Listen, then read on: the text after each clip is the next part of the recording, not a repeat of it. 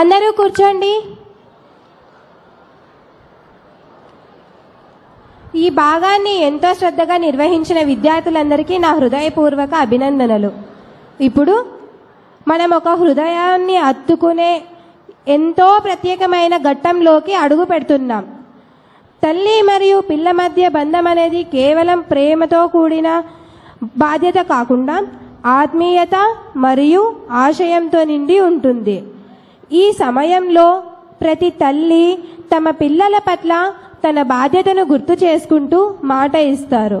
అలాగే ప్రతి విద్యార్థి తల్లికి తాను బాధ్యతగా పెరుగుతాననే నమ్మకాన్ని వాగ్దానంగా ప్రకటిస్తారు.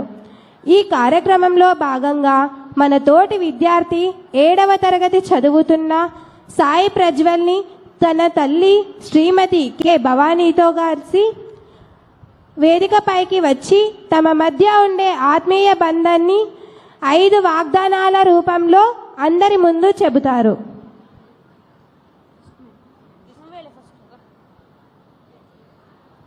అందరికీ నమస్కారం సార్.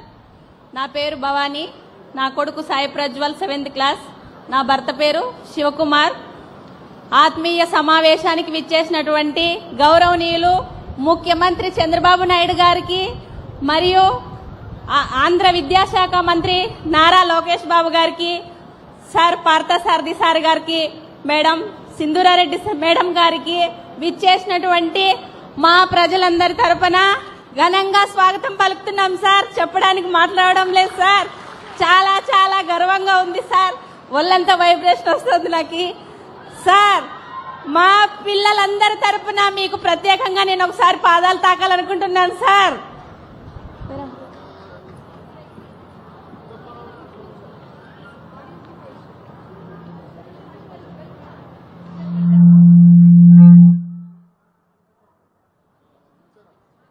ఈరోజు గురు పౌర్ణమి, పున్నమి చంద్రుడి దర్శనం చేసుకున్నాం.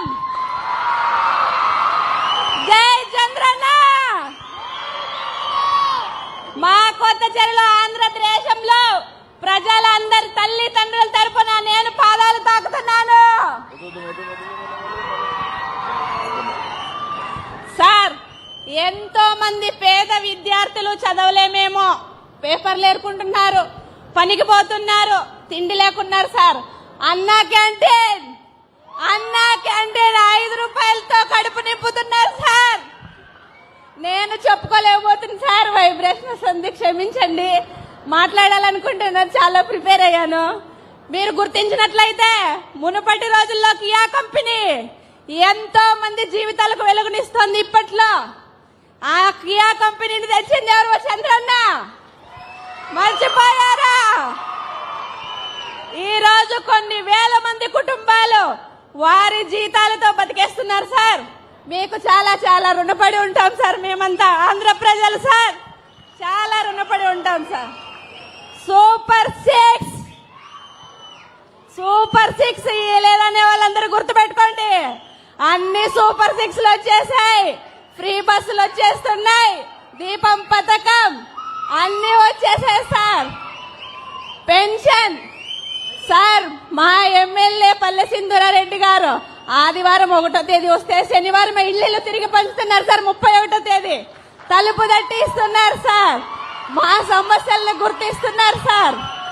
చెప్పిన వెంటనే స్పందిస్తున్నారు సార్. ఇంకా మా స్కూల్ పిల్లలైతే సార్ సినిమాలో చూసిన విధంగా ఈ పొద్దు కళాశాలలు స్కూల్లో తయారు చేస్తున్నారు సార్. మీ రాక మాకు చాలా గర్వకారణంగా ఉంది సార్. మా ప్రజలందరి తరపున సార్ నేను చాలా గర్వపడుతున్నాను సార్. గుండెల్లో చంద్రుడున్నాడని నిరూపించుకుంటాం సార్. మళ్ళీ మళ్ళీ మీరే రావాలి, మాకు మీరే కావాలి. ఇంకో చిన్న విషయం చెప్పదలుసా సార్. అమ్మఒడి అనేసి అమ్మఒడికి పరిమితం అయిపోయినారు అందరూ. ఏమంటే కరోనా వచ్చేసి ఏం చేసేకలేదు, ఒకరికే పడుతుంది, అది కరోనా వ్యాక్సిన్కే సరిపోతుంది. ఇప్పుడు తల్లికి వందనం, ప్రతి పిల్లవాడికి చదివించే అవకాశం. 12 మంది పిల్లలుంటే 12 మంది పిల్లలకి తల్లికి వందనం. ప్రతి తల్లి గుండెల్లో సంతోషం, ప్రతి పిల్లవాడి గుండెల్లో ధైర్యం. నేను చదువుకుంటా, ఇంజనీర్ అవుతా, పోలీస్ అవుతా, కలెక్టర్లు అవుతా, ఏమైనా కానీ పిల్లల్ని చదివించే శక్తి మా రాష్ట్రం ముఖ్యమంత్రి చంద్రబాబు నాయుడు గారికి ఉంది. ఏ పిల్లవాడు కానీ కూలి పనికి వెళ్ళొద్దు. ప్రతి తల్లిదండ్రిని గౌరవించండి. ముఖ్యంగా మనకు విద్యాదానం చేసిన సార్ నా కొడుకుని చెప్తాం. నా కొడుకుని అతను ఇష్టపడిన విధంగా ఇంజనీర్ కావాలంటే ఇంజనీర్, కలెక్టర్ కావాలంటే కలెక్టర్, దాన్ని ఏది కోరుకుంటే అది చదివిస్తాం సార్. ఎందుకంటే సార్ తల్లికి వందనం మాకు ధైర్యం సార్. ఖచ్చితంగా చదివిస్తాం సార్. ఇంకోటి స్త్రీల పట్ల గౌరవంగా నడుచుకునేలా నేర్పిస్తాను. శారీరకంగా మానసికంగా ఆరోగ్యంగా ఉండేలా చేస్తాను. ఎటువంటి కష్టం వచ్చినా ధైర్యంగా ఎదుర్కొంటే ధైర్యాన్ని నేర్పిస్తాను. ఒకవేళ ఏమిట్లో ఓడిపోయినా ముందుండి నడిపించే ధైర్యాన్ని నేనవుతాను సార్. Thank you sir. ఈ అవకాశం ఇచ్చినందుకు చాలా చాలా స్కూల్ యాజమాన్యానికి చాలా చాలా ధన్యవాదాలు సార్.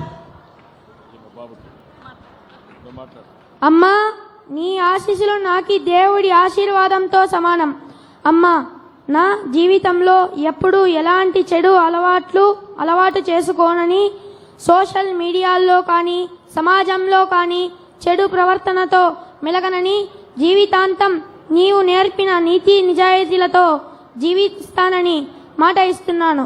నీవు నన్ను ఎలా తీర్చిదిద్దావో ఆ విధంగా నీకు గౌరవం తెచ్చేలా జీవిస్తానని, అమ్మ స్వార్థం అహంకారం వదిలి నేను మంచి అధికారిగా సమాజ సేవ కోసం నిరంతరం ప్రయత్నిస్తానని మాట ఇస్తున్నాను.